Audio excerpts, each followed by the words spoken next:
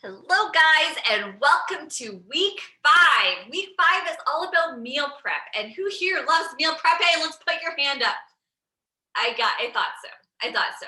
Which is why I want to talk to you about the 4 mistakes I have made when it comes to meal planning and what they are in the end. It's not meal mistakes. It's literally learning lessons. And the only way to learn is to learn from your mistakes. And the only way to gain clarity is to figure out what ways work better for you.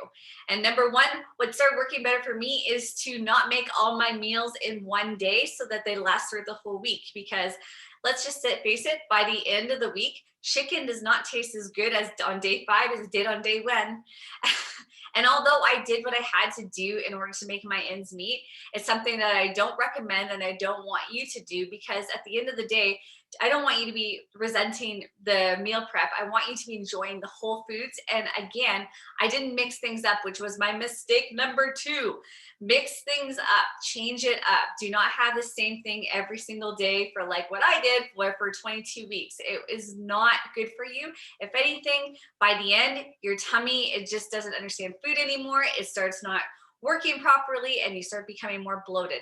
So changing things up is so important. And at the end of the day, you want it to be sustainable. What I was doing was not sustainable, and it really caused myself to really second guess what the hell I was doing and why I'm here and who is this all for in the end, because this is not the way to live. So change things up. Number 3, the kitchen is never stocked. Have a grocery list on your fridge. Literally write down things as you run out so that you're not mistaken, and when you get to the grocery store, you know what you need to pick up so that your meals are always the spice of life. Get it? No pun intended there, but there was a pun intended there. The variety is the spice of life when it comes to meal planning. So really getting curious with what you want to make, how you want your meals to show up for you so that you can continue to enjoy it as you go along. When you stop enjoying, that's when you stop doing things that serve you.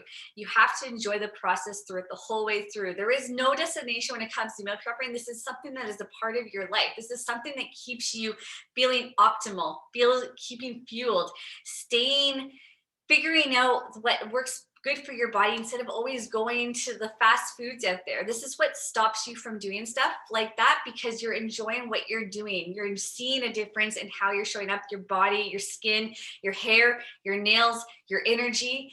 And your kids learn all this from you too. So again, sometimes we tend to make things, which was number 4, make things more complicated than they have to be. I was one that always thought that things had to be hard in order to be worth it. This can be so easy. The only way to get really good at it is to get super curious and to get really good at cooking. For me, I was not the cook in the family, Kevin was, but I become a cook in my family because I want to show up, because this is something that's for the rest of my life. It's not just for right now. So I might be the better sous chef for sure. We're a team when we come together, but I know how to cook when I need to. And that's the number 1 thing. When you put love into your food, you get love back out of it. I make the world's best shakes now. I'm so proud of my shakes, and this is why I'm going to be adding this to your little care package. It's just something I want to share with you, is that when you become really good, you want to do it more. So get good at cooking, start meal planning, and I guarantee you, you're going to see such a difference in how you show up. This is week number 5, guys. High five to you, and enjoy your week.